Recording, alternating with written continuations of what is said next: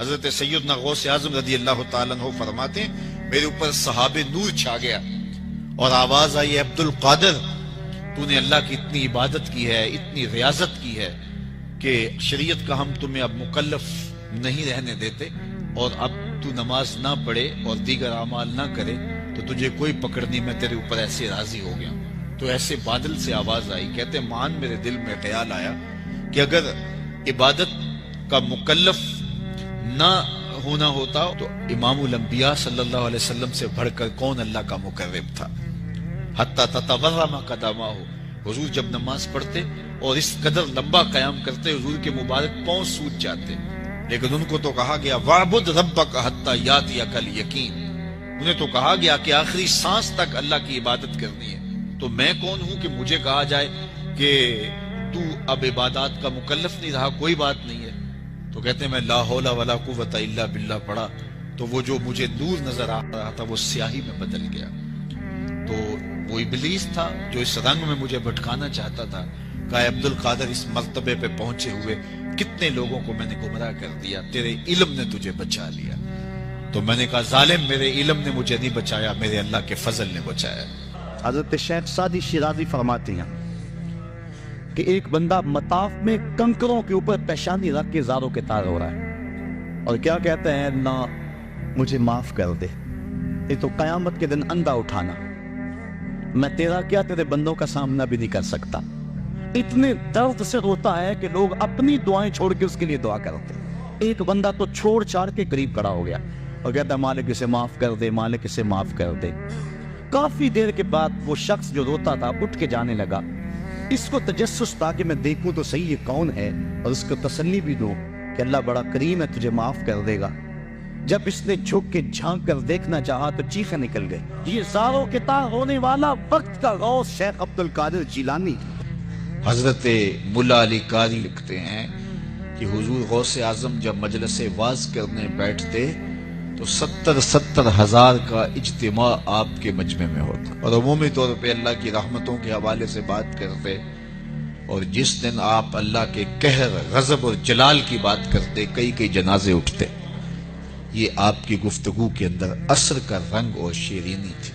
حضرت غوث اعظم شیخ عبد القادر جیلانی علیہ رحمہ و رضوان، آپ سفر پہ جاتے ہیں تو ڈاکو پڑتے ہیں، سب کی تلاشی ہوتی ہے، آپ چونکہ کم عمر تھے تو سرسری سی تلاشی لے کے آگے آپ کو بھیجنے لگتا ہے ڈاکو۔ تو ساتھ ہی پوچھتا تمہارے پاس کچھ نہیں؟ کہا نہیں میرے پاس 40 درہم ہے۔ تو وہ رک گیا، کہاں ہے؟ کہاں یہ آستین میں سی ہے۔ تلاشی لی تو واقعی 40 درہم تھے، اپنے سردار کے پاس لے کے جاتا۔ یہ بڑا عجیب سا بچہ ہے، لوگ ڈاکوؤں سے مال چھپاتے ہیں اور اس نے مجھے بتایا ہے۔ تو وہ بھی حیرت زدہ ہو کے پوچھتا ہے یہ کیا کہانی ہے؟ لوگ تو ڈاکوؤں سے مال چھپاتے ہیں اور تمہاری تلاشی ہو گئی تھی، تمہیں آگے بھیجتے بھیجتے اس نے پوچھ لیا تمہارے پاس بھی کچھ ہے؟ تو تم نے بتا دیا 40 درہم میں، تم خاموش رہتے یا کہتے نہیں میرے پاس کچھ نہیں ہے؟ کہا میری ماں نے رخصت ہوتے ہوئے میری آستین میں یہ 40 درہم سیے تھے اور ساتھ وصیت کی تھی بیٹا زندگی میں کبھی جھوٹ نہیں بولنا۔ میں ماں کی عہد پہ کھڑا ہوں، ماں نے مجھ سے عہد لیا تھا، اس عہد پہ کھڑا ہوں۔ اللہ اکبر۔ اب وہ ڈاکوؤں کا سردار سجدے میں سر رکھ دیتا ہے، مالک یہ بچہ ہو کہ اپنی ماں کے عہد پہ کھڑا ہے اور میں تیرے عہد پہ کھڑا نہیں ہو رہا۔ حضرت غوث اعظم کے ہاتھ پہ سب سے پہلے توبہ کرنے والے یہ ڈاکو لوگ۔ جب آپ سچ بولتے ہیں تو اللہ اس سچ کی برکت سے نور دلوں میں پیدا کرتا ہے۔ اور آپ جانتے ہیں کہ آپ کے والد گرامی اللہ اکبر حضرت عبداللہ سومعی، وہ ایک بہت بڑا نام ہے، نہر کنارے وضو کر رہے تھے اور وضو کرتے کرتے پانی میں بہتا ہوا ایک سیب آیا، اس کو اٹھا کر کے بھوک کی شدت تھی، کھا لیا، کھا چکے تو یاد آیا یہ تو میرا تھا ہی نہیں، یہ تو مال لقطہ تھا، تو میں نے اس کو کھا لیا۔ کیوں کھایا؟ مجھے کس نے حق دیا تھا کہ وہ مال لقطہ لے لوں اور اس کو اپنے پیٹ کا لقوہ بناؤں؟ خیر جس سمت سے پانی آ رہا تھا اسی سمت پہ چل پڑے بہت دور جا کے دیکھا کہ ایک باغ ہے سیبوں کا جس کی شاخیں لٹک رہی ہیں پانی میں. سمجھ گئے کہ یہاں سے ٹوٹا ہوگا، گرا ہوگا. تو باغ کے مالک کے پاس گئے، آپ سے ملنا ہے پوچھ. اس نے بڑا اعزاز دیا، کہا جی بتائیے. اس نے کہا کہ بتائیے کس کام آئے ہو. اس نے کہا وہ آیا ہے، اس کو کچھ چاہیے ہوگا. تو کہا حضرت آپ کے باغ کا ایک سیب میں نے کھایا ہے. وہ ایسے وضو کر رہا تھا تو بس غلطی سے میں نے کھا لیا ہے، تو اب اس کا کیا ہرجانہ ہے میرے ذمہ.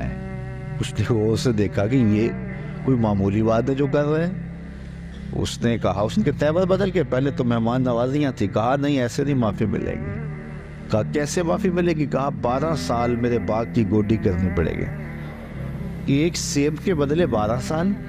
لیکن وہ بھی کوئی صاحب نظر تھے اور وہ بھی اس دوران ان کی تربیت کرنا چاہتے تھے اور انہیں دیکھنا چاہتے تھے. تو کہا کہ 12 سال تمہیں میرے باغ کی گوڈی کرنی پڑے گی. تو تیار ہو گئے کہ ٹھیک ہے، وہ میرا گناہ تو دھل جائے گا، تم معاف تو کر دو گے. آج غوث پاک کی 11ویں پکانے والے دیکھیں وہ کس مال سے پکا رہے ہیں. یہ میں غوث اعظم کے والد کی کہانی سنا رہا ہوں. اللہ اکبر. 12 سال گوڈی کر رہے ہیں، 12 سال. 12 سال کے بعد ایک دن باغ کے مالک نے کہا کوئی سیب توڑ کے لاؤ. تو وہ سیب توڑ کے لے گئے تو وہ ابھی کچا ہی تھا، وہ اس طرح کا پختہ نہیں تھا جس طرح کہ توڑ کے پیش کیا جاتا ہے. تو کہا 12 سال ہو گئے میرے باغ میں کام کرتے ہوئے، تمہیں ابھی تک یہی نہیں پتا چلا کہ اچھا سیب کون سا ہوتا ہے. کہا ایک سیب کی سزا کاٹ رہا ہوں، مجھ سے قسم لے لو 12 سالوں میں نظر اٹھا کے سیب کی طرف دیکھا بھی ہو. میرا کام جڑوں میں گوڈی کرنا ہے وہی کرتا، میں اوپر کبھی 12 سال میں نہیں دیکھا. اللہ اکبر. تو فوراً سینے سے لگا لیا. کہا تمہارا گناہ معاف ہو جائے گا، اب ایک شرط رہ گئی ہے. تو کہا حضرت بتائیے. کہا میری ایک بیٹی ہے جو آنکھوں سے دیکھتی نہیں، کانوں سے سنتی نہیں، زبان سے بولتی نہیں اور پاؤں سے چل نہیں سکتی، تو اس سے تمہیں نکاح کرنا پڑے گا. اب شادی انسان کی زندگی کا اہم مرحلہ ہوتا ہے. سوچ سوچ کے انسان قدم اٹھاتا ہے، زندگی پوری گزارنی ہے. کہا پھر اس کے بعد معافی مل جائے گا. اس کے بعد معافی ہے.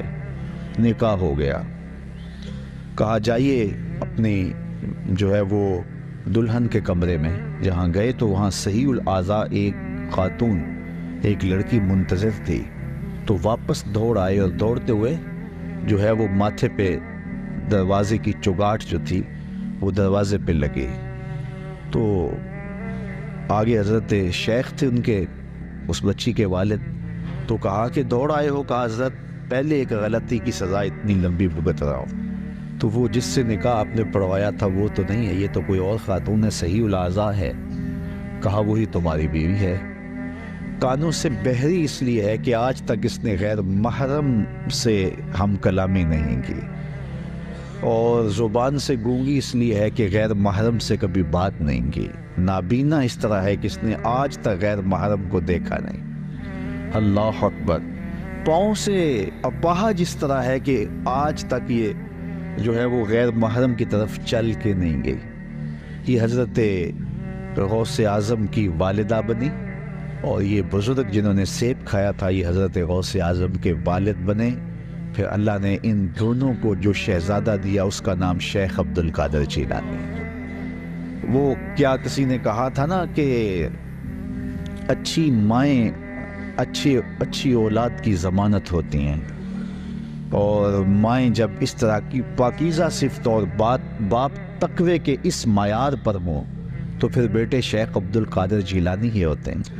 آپ جانتے ہیں کہ مائی راستی حضرت بابا فرید گنج شکر کی ماں، وہ بچے ہیں تو مصلے کے نیچے شکر کی پڑیا رکھ دیتے ہیں، اور وہ نماز پڑھتے ہیں، مصلہ اٹھاتے ہیں تو نیچے شکر کی پڑیا ہوتی ہے. تو انہیں شوق تھا شکر کا تو وہ کھا لیتے ہیں. اللہ اکبر. تاکہ بچہ عادت اس کی پک جائے، پختہ ہو جائے نماز کی. امام غزالی نے احیاء العلوم میں لکھا ہے ہر عمل پہلے ریاکاری ہوتا ہے، پھر عادت بنتا ہے، پھر عبادت بنتا ہے. تو اپنی اولاد کی تربیت کرنی چاہیے کہ انہیں پہلے لالچ دے کے انہیں نیکیوں کی طرف راغب کرنا چاہیے. تو وہ روز شکر رکھتی تھی.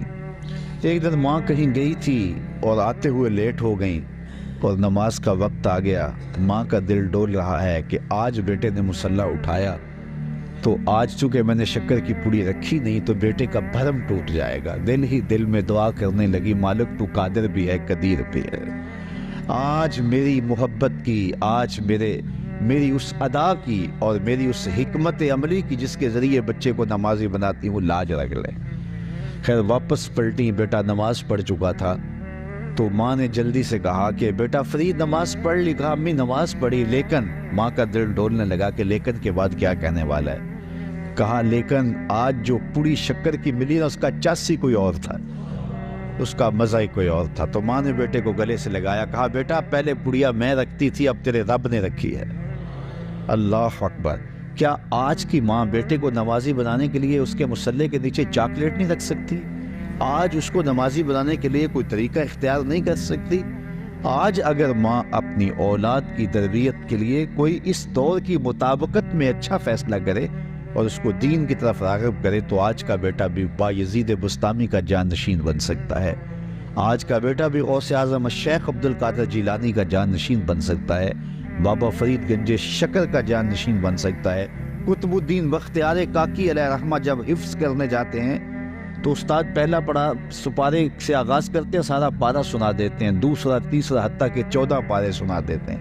15ویں پارے سے استاد جی شروع کیجیے۔ کہا جس درس گاہ سے 14 پارے حفظ کیے ہیں تو وہیں سے باقی پارے بھی حفظ کر لیے ہوتے۔ کہا میری ماں کو 14 پارے آتے تھے اور جب صبح اٹھتی تھی اور اتنی دیر تک جو ہے وہ رکتی نہیں تھی، کام بھی کرتی رہتی تھی، 14 پاروں کی تلاوت بھی کرتی رہتی تھی۔ اور یہ بات میں نے ماں کی آغوش سے یہ پارے سیکھ لیے ہیں۔ جب ماں ایسی ہو تو بیٹے قطب الدین بختیار کاکی بنتے ہیں۔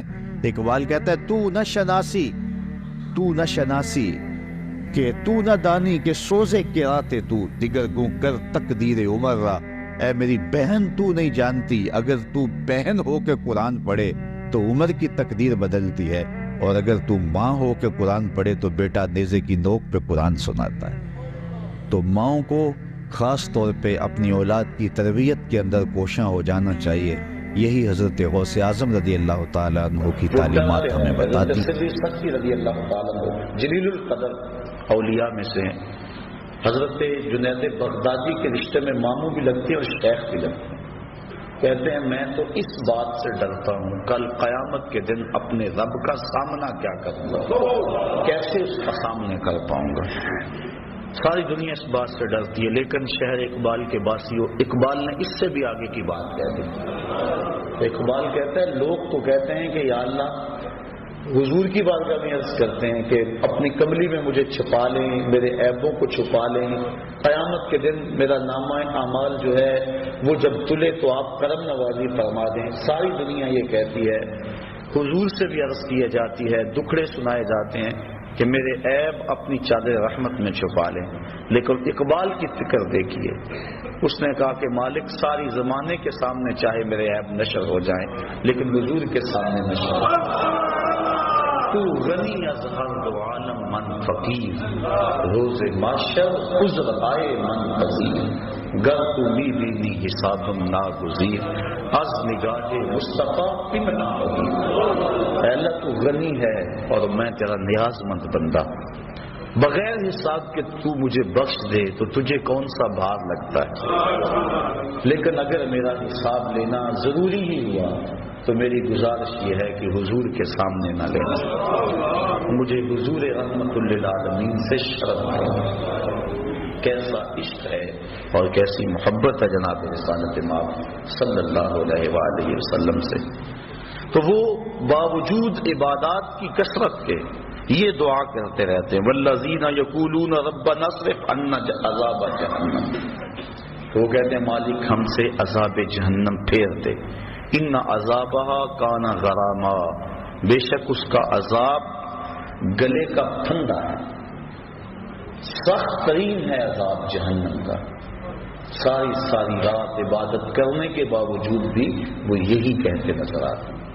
یہ نہیں کہ وہ کہیں کہ ہمیں جہنم ہمارے قریب بھی نہیں آئے گی، وہ جہنم کا تمسخر نہیں اڑاتے اپنی خانقاہوں میں بیٹھ کے، وہ جنت کا مذاق نہیں اڑاتے، بلکہ جنت کے طالب ہیں اور جہنم سے ڈرتے ہیں۔ حضور علیہ السلام سے بڑھ کر اللہ کا قرب رکھنے والا کون تھا؟ لیکن حضور بھی جہنم سے پناہ مانگتے رہے۔ اللہ اکبر۔ تو وہ اہل اللہ کی نشانیاں بیان کی فرمائی جا رہی ہیں۔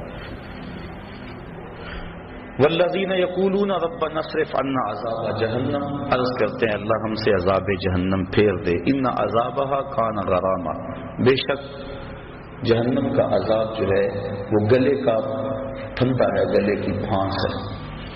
انہا ساعت مستقرا و مقاما، بے شک وہ بہت ہی بری ٹھہرنے کی جگہ، بہت ہی بری۔ حضرت مجدد الفسانی رحمۃ اللہ تعالی علیہ فرماتے ہیں مکتوبات کے اندر، فرماتے ہیں جنت اللہ کی رضا کا مظہر ہے اور جہنم اللہ کے قہر و غضب کا مظہر ہے۔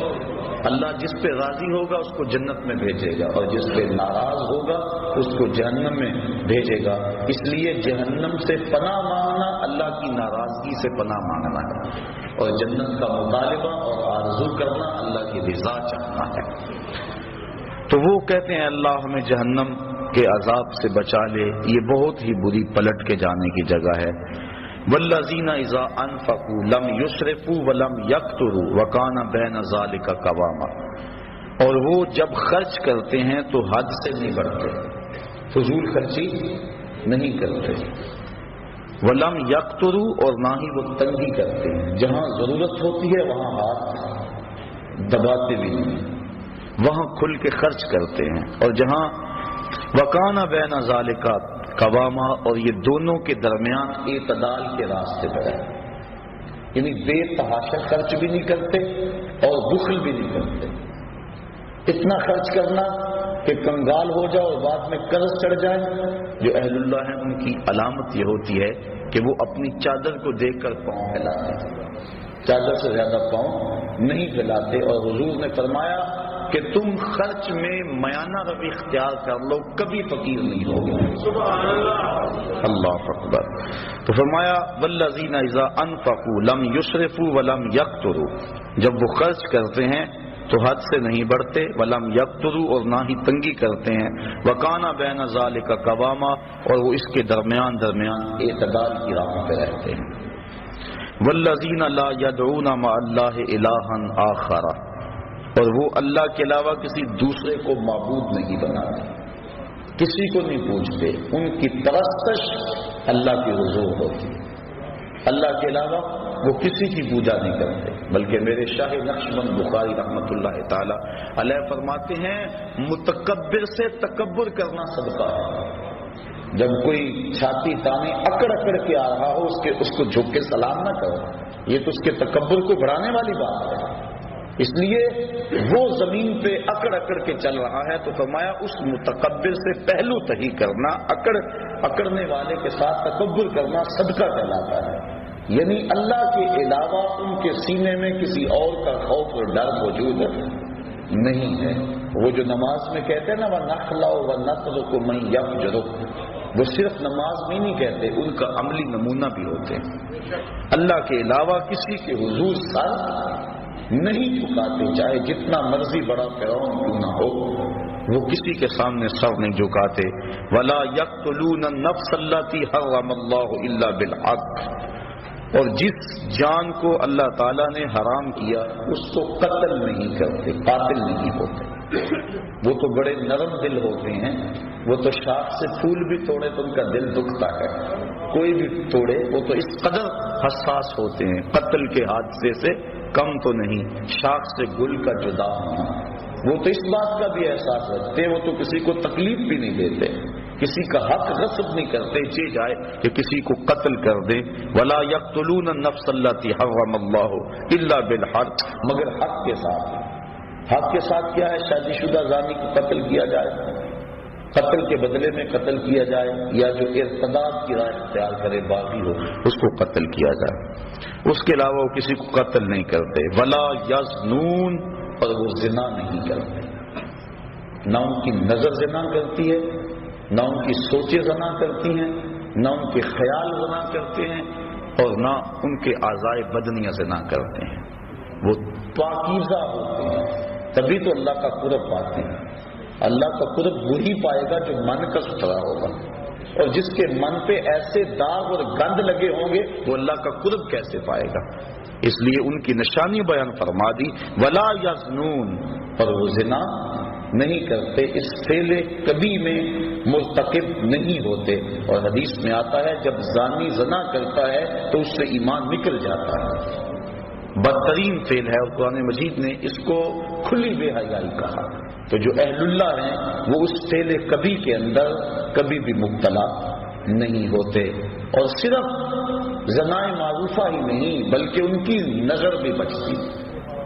حضرت امام محمد بن حسن الشیبانی امام اعظم ابو حنیفہ کے پاس پڑھنے کے لیے آئے۔ ابھی عمر چھوٹی تھی اور چہرے پہ داڑھی کا سبزہ نہیں اگا تھا، اور اس عمر کا بچہ اگر خوبصورت ہو تو وہ عورت کی جگہ پہ ہوتا ہے، بلکہ اس کے ساتھ بہت سارے فتنے وابستہ ہوتے۔ تو امام صاحب نے فرمایا کہ تم ضرور میرے پاس پڑھو لیکن میرے سامنے نہیں بیٹھنا، اس ستون کی اوٹ میں بیٹھو تاکہ تمہارا چہرہ مجھے نظر نہ آئے۔ اسی لیے امام اعظم ابو حنیفہ اور امام محمد کو طرفین کہتے ہیں کہ طرف میں بیٹھتے تھے۔ وہ پڑھتے رہے، 2-4 سال گزر گئے۔ ایک دن رات کا موقع تھا، چراغ جل رہا تھا اور امام محمد کا سایہ امام اعظم کے آگے پڑا۔ سائے پہ نظر پڑی تو سائے میں داڑھی کے بال نظر آئے۔ کہا بیٹا محمد تمہیں داڑھی آ گئی ہے؟ حضور سال ہو گیا ہے۔ کہا اب میرے سامنے بیٹھا۔ یہ تھے وہ لوگ تقوی کے پہاڑ، کیونکہ جو ذلت العلماء ہے یا اہل اللہ کا جو پھسلنا ہے پوری قوم کو تباہ کرنے کے مترادف ہے۔ امام صاحب پانی بھرنے گئے نا تو ایک لڑکی پانی کا گڑا سر پہ اٹھایا اور نیچے پھسلن تھی، تو کہا بیٹا ذرا سنبھل کے، اس نے وہیں گڑا رکھ دیا۔ کہا اگر میں پھسلوں گی تو کیا ہوگا؟ یہ گڑا ٹوٹ جائے گا نا، بازار سے 2 آنے کا اور لے آؤں گی، لیکن اگر آپ پھسل گئے تو پوری قوم برباد ہو جائے۔ اعلی حضرت امام اہل محبت امام اشرف احمد رضا خان فاضل بریلوی رحمت اللہ تعالی علیہ فرماتے ہیں طبقہ علماء اپنی حفاظت کرنا۔ اگر تم نے مکروہ تنزیہیہ کا ارتکاب کیا لوگ تحریمیہ کرنے لگ جائیں گے، اگر تم نے مکروہ تحریمیہ کا ارتکاب کیا لوگ حرام میں پڑ جائیں گے، اور تم نے اگر حرام کا ارتکاب کیا لوگ کفر میں مبتلا ہو جائیں گے۔ اور پھر فرمایا اگر تم نے سنت غیر موقدہ کو چھوڑا لوگ موقدہ چھوڑ دیں گے، تم نے سنن موقدہ کو چھوڑا لوگ واجبات کو چھوڑ دیں گے، تم نے واجبات کو چھوڑا لوگ فرائض کو چھوڑ دیں گے۔ اس لیے بندہ جس قدر اونچے منصب کا ہو اس قدر اس کے تقاضے ہوتے ہیں۔ حضرت امام احمد بن حنبل کی بارگاہ میں غالباً ایک خاتون آئی اور اس نے مسئلہ پوچھا کہ حضرت میں اپنے مکان کی چھت پہ رات کے موقع پہ چاند کی چاندنی میں سوت کاٹتی ہوں، کبھی کبھی ایسا ہوتا ہے کہ بادشاہ کی سواری گزرتی ہے تو آگے آگے جو شمع اٹھائے چل رہے ہوتے ہیں اس سے روشنی زیادہ ہو جاتی ہے اور وہ میرے سوت پہ بھی پڑتی ہے، کیا بادشاہ کے چراغوں کی روشنی میں مجھے سوت کاٹنا جائز بھی ہے کہ نہیں؟ حضرت امام صاحب فرمانے لگے خاتون پہلے اپنا تعارف کرواؤ، تم کون ہو؟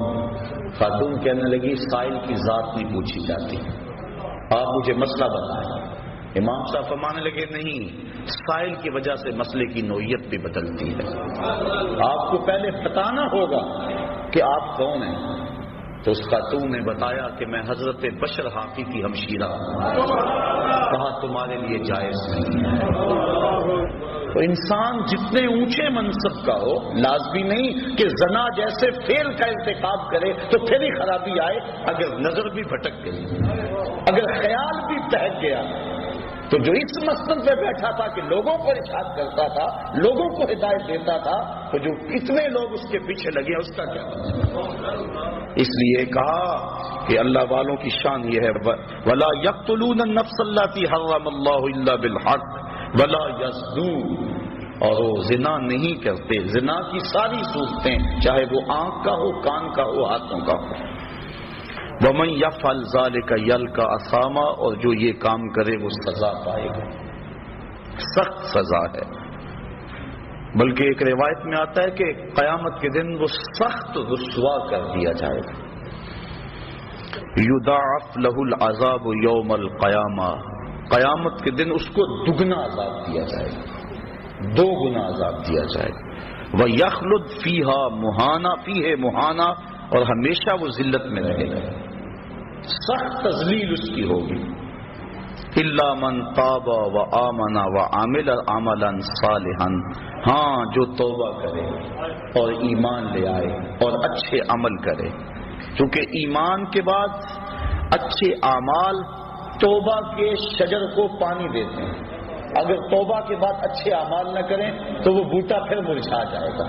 بار بار توبہ کی, 2 لفظوں میں توبہ توبہ استغفر اللہ پڑھ لیا, وہ ایسے ہی ہوتا ہے کہ بس کے اندر جا رہے ہیں, سفر کرتے, آگے ایکسیڈنٹ ہوا, لاشیں بکھری پڑی ہیں, 2 منٹ کے لیے ڈرائیور بھی بند کر لیتا ہے ٹیپ کو, گانے بند کر دیتا ہے, توبہ توبہ ساری بس کرتی ہے, لیکن ابھی آدھا کلومیٹر نہیں گزرتا پھر ٹیپ کا بٹن آن, اور پھر سب وہی لچھن ہوتے ہیں. یہ توبہ نہیں ہوتی. حقیقت توبہ الندم, توبہ کی حقیقت یہ ہے کہ شرمندگی ہو, دوبارہ عزم کر لے کہ یہ گناہ دوبارہ نہیں کروں گا. یہ توبہ تو تمسخر ہے. توبہ کی, پھر توبہ کی, پھر توبہ کر کے توڑ دی. میری اس توبہ پہ توبہ, توبہ توبہ کر اٹھی. یہ تو عجیب بات ہے. توبہ یہ ہے کہ عزم مصمم کر لے کہ میں اس کے بعد یہ کام نہیں کروں گا, اور پھر عمل صالح کر کے توبہ کے لگائے ہوئے پودے کو پانی دے. کہا الا من تاب وآمن وعمل عملا صالحا فاولئک یبدل اللہ سیئاتہم حسنات. اگر کوئی ایسا کر لے, اللہ فرماتا ہے ہم نہ تو صرف کہ اس کے گناہوں کو ختم کریں گے بلکہ ان کے گناہوں کو بدل کے نیکیوں میں تبدیل کر دیں گے. وہ جتنا بڑا گناہ گار ہوگا اتنا بڑا نیکوکار ہو جائے گا. اس کے در پہ آ تو جائے. اگر کسی محکمے کے اندر کوئی ایسا کام ہو جائے, محکمے کا آفیسر معطل کر دے یا کوئی اور ایسی سزا دے دے, تو بعد میں وہ معاف بھی کر دے, لیکن ریکارڈ تو خراب ہو جاتا ہے نا, ترقی تو رک جاتی ہے کہ اتنا کچھ اس کے رجسٹر کے اندر, اس کی فائل کے اندر لکھ دیا گیا ہے, لیکن اللہ تعالیٰ اس فائل کو کتنی عزت دیتا ہے.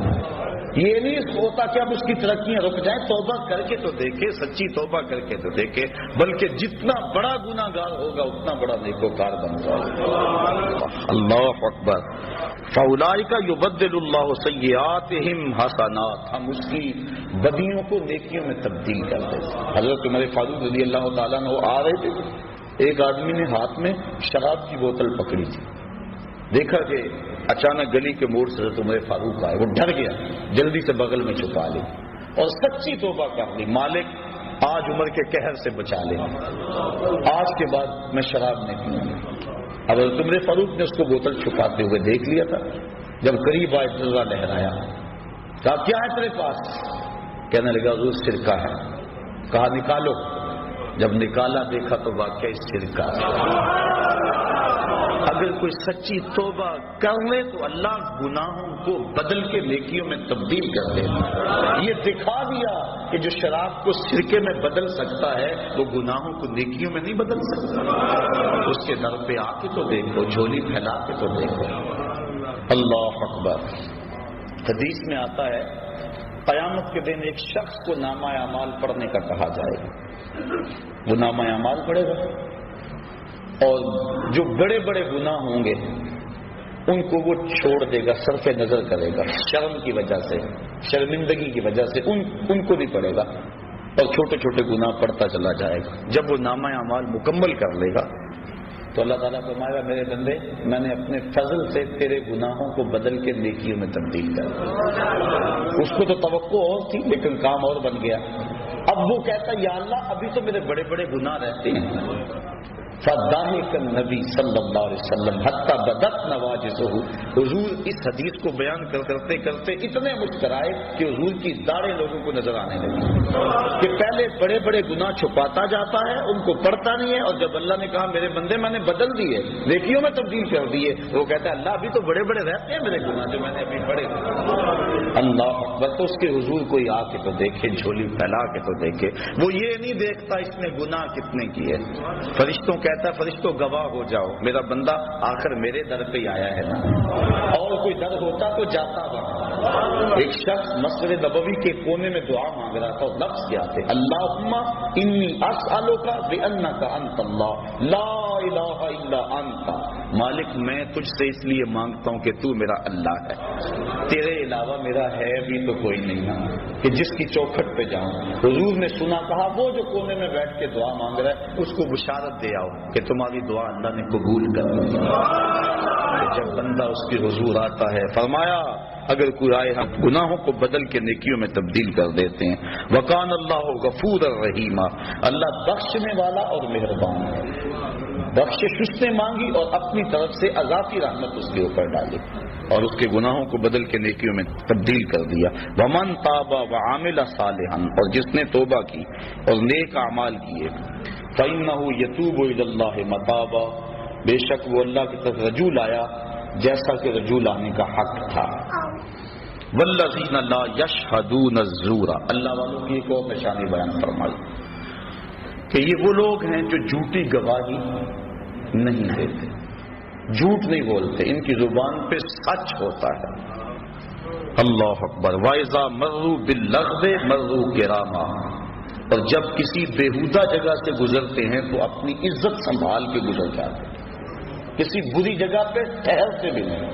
حضور علیہ السلام نے فرمایا تہمت کی جگہوں سے بچو، اپنی آبرو کی حفاظت کرتے ہیں، کسی ایسی جگہ پہ رکتے بھی نہیں۔ والذین اذا ذکروا بآیات ربہم لم یخروا علیہا صما وعمیانا، وہ لوگ جب ان اپنے مالک کی طرف سے آیتیں یاد دلائی جاتی ہیں، نشانیاں یاد دلائی جاتی ہیں، اللہ اکبر، لم یخروا علیہا صما وعمیانا، تو ان پر بہرے اور اندھے ہو کر نہیں گرتے، بلکہ اللہ کی ان نشانیوں کو دیکھتے ہیں، اس میں جو عبرت کے پہلو ہے ان کو اپناتے ہیں، اللہ کی ایک نشانی پر غور کرتے ہیں، اور پھر وہ دنیا کو ترک بھی نہیں کرتے۔ کیا کہتے ہیں؟ والذین یقولون ربنا هب لنا من ازواجنا وذریاتنا قرۃ اعین واجعلنا للمتقین اماما، اور عرض کرتے ہیں اللہ کی بارگاہ میں، اے اللہ ہماری بیویوں کی طرف سے اور ہماری اولاد کی طرف سے ہماری آنکھوں کی ٹھنڈک عطا کر، یعنی ہماری بیویاں بھی ایسی ہوں کہ جو تیری متی ہوں اور ہماری متی، اور اولاد بھی ایسی ہو جو فرما بردار ہو، اور ہمیں آنکھوں کی ٹھنڈک ان کی طرف سے نصیب ہو جائے۔ آنکھوں کی ٹھنڈک سے مراد کہ خوشی نصیب ہو۔ علماء نے بیان فرمایا ہے کہ جب غم میں آنسو نکلتے ہیں تو وہ گرم ہوتے ہیں، اور جب خوشی سے آنسو کو خوشخبری سن کے نکلے تو وہ ٹھنڈے ہوتے ہیں۔ اس لیے یہ کہنا قرۃ اعین کا لفظ عرب میں جو رواج ہے تو اس کا مطلب یہ ہے کہ تجھے خوشیاں ملیں، تجھے غم نہ پہنچے، تو وہ یہ دعا کرتے ہیں اللہ اولاد کی طرف سے ہمیں ٹھنڈک کی پہنچے، اولاد کی طرف سے غم نہ ملے۔ وجعلنا للمتقین اماما، اور ہمیں پرہیزگاروں کا پیشوا بنانا، امام بنانا، نہ صرف کہ ہمیں پرہیزگار بنانا بلکہ ہمیں پرہیزگاروں کا بھی امام بنانا، وہ دعا کرتے ہیں۔ اولئک یجزون الغرفۃ بما صبروا ویلقون فیہا تحیۃ وسلاما، کہا ان کو جنت کا سب سے اونچا بالا خانہ انعام ملے گا، بدلہ ان کے صبر کا، دنیا پہ صبر کیا، دکھوں پہ، مصیبتوں پہ، عبادات پہ صبر کیا، وَيُلَقَّوْنَ فِيهَا تَحِيَّةً وَالسَّلَامًا، اور وہاں ان کو سلامیاں دیے جائیں گی اور ان کے پیشوائی ہوگی۔ جب جنت میں داخل ہوں گے تو فرشتے ان کو سلام کریں گے کہ تم نے دنیا کے اندر اللہ جل شانہ کی رضا کے لیے اپنی زندگی گزاری، آج ہمارا سلوٹ اور ہمارا سلام قبول کر۔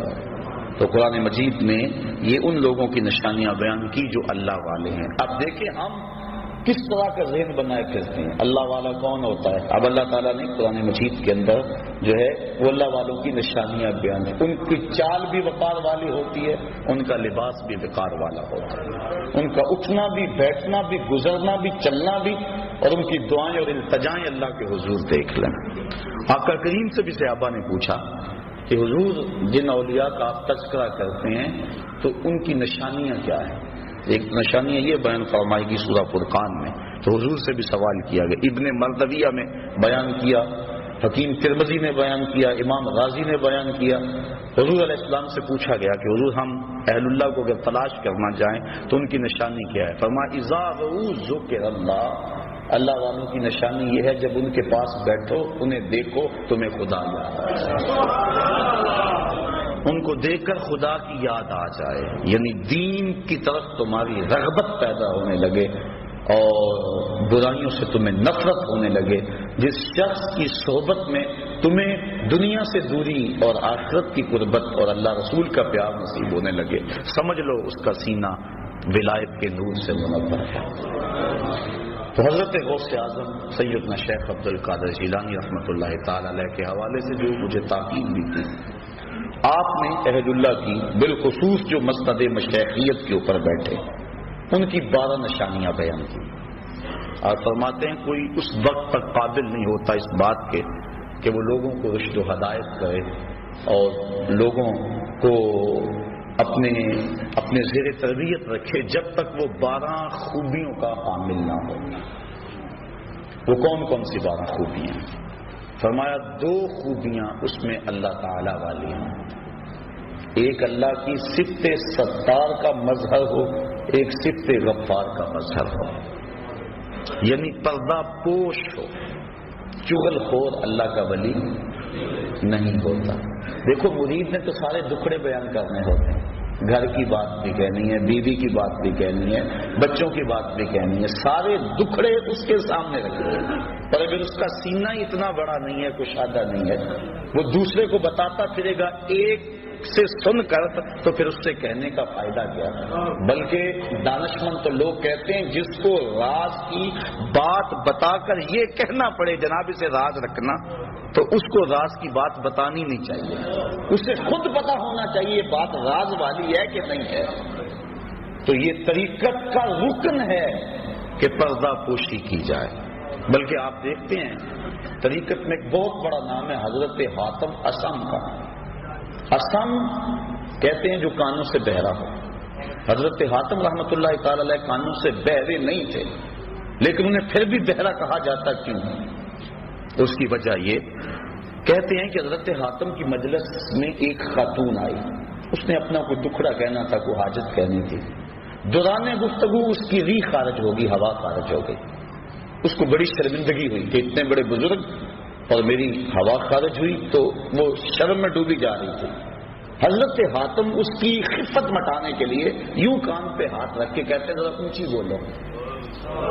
اس کو تاثر یوں دیا کہ میں بہرا ہوں اور میں نے وہ نہیں سنا جس سے تجھے شرمندگی ہو. پھر جب تک زندہ رہے بہرے بنے رہے کہ اس عورت کو جب بھی پتا چلے گا اسے شرمندگی ہو. یہ تھا فقر، یہ تھی درویشی، اور یہ تھے اللہ والوں کے اخلاق. آج تو چگلیاں کرتے پھرتے ہیں، ہر مسند ارشاد پہ بڑھا. اللہ کی صفت ستار کا مظہر ہو. دوسری خوبی اللہ کی صفت غفار کا مظہر، بخش دینے والا، دل میں گرا باندھنے والا. چونکہ دوران سلوک سالک سے بڑا کچھ سرزد ہوتا ہے، وہ بیچارہ زیر تربیت ہوتا ہے، اس کی کسی بات کو دل پہ لگا لے اور گرا باندھ لے تو پھر کیسے تربیت ہوگی؟ تو اللہ کی صفت غفار کا مظہر ہو، معاف کر دینے والا، جس کا وہ معاف کر دیتا ہے.